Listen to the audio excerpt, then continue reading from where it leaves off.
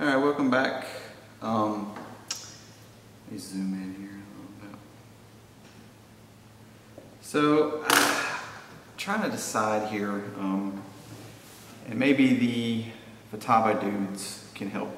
Because I'm a Futaba guy. I've been a Futaba guy since I got in the hobby. I started out with a little Conquest or an Attack 4 channel Futaba, Gold Face Radio had those. And I've just been Futaba my whole career,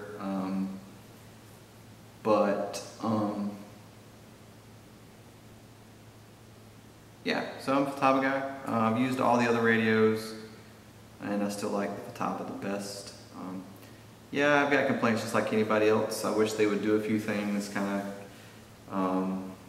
but you know, I've never really had an issue with them. They just work. The only complaints I've had is like stupid things like my telemetry. Mainly just telemetry, you know, and I'm not a huge telemetry guy. But modern turbines and their lack of, what's the word I'm looking for here? The lack of reliability in more modern turbines has kind of prompted me more so to set up telemetry on models, just so I can kind of possibly get some kind of indication of a flame out. You know, I've had more flame outs with these newer digital turbines, you know, than I did the old analog. I never had a flame out with the older analog, what I consider analog turbines. You know, I would get where they wouldn't start, but once they were running, man, they always ran. Now it's just like, it's always just like no rhyme or reason. It's like 0 and 1. They just heat up one day like a damn computer. It blue screens to death on you, and you restart it, and it's perfectly fine. Turbines seem to do that a lot lately, you know. And it's not just Zykoy, it's every one of them. And I don't know what the cause of that is really.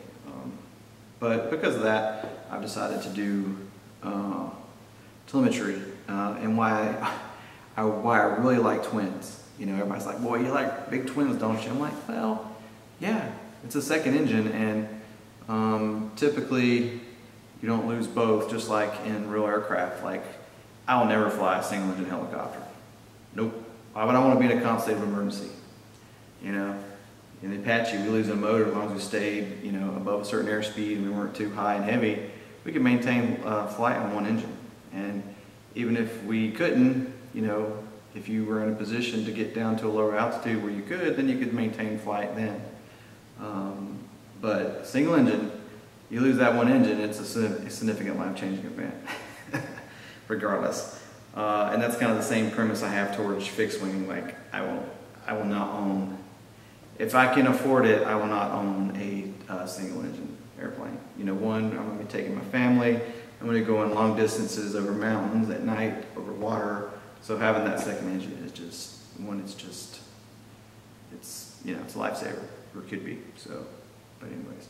So that being said, for anybody that runs telemetry on like a 32 MZ or an 18 MZ, what do you think? How's it worked out for you? How has the engine telemetry worked for you?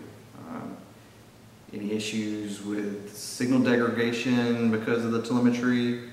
You know, like I said, I can only fit so much shit in my brain. I had to give up my childhood for flight school, I guess. So it's like every time I learn something new, I forget something, you know. But I'm just not smart to know like protocols and shit like that. Like, does telemetry work on something completely different than your radio, you know, receiver strength does? You know, I know there's dual channel, dual bandwidth kind of stuff out there, but when it comes to Futaba, I just don't know, you know, and honestly, I'm not going to spend the time to go research and try to figure that out. So that's kind of why I was doing the video. If anybody knows or just has experience with their Futaba and on these jets running telemetry with their motor, how it works, what do you think, pros and cons, is it, you know, does it cause issues with, mainly the only thing I really would care about would just be, you know, signal strength with your receivers, and or causing the radio to shut down on you or something, or lock out. So, but I just want to do a little video on that, you know, just kind of get people's opinions on what they think. So was just sitting here working on this F-22, and it just kind of, I was looking at doing the, because I was going to use, I typically recommend compact, and I've already said this before, because you don't have to plug in a GCU, so when you have two turbines, it's easier to monitor one when you start. But I'm thinking about using the smaller hub and just running telemetry.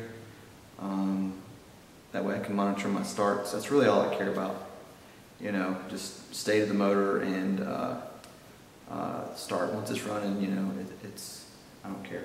So, but let me know what you think.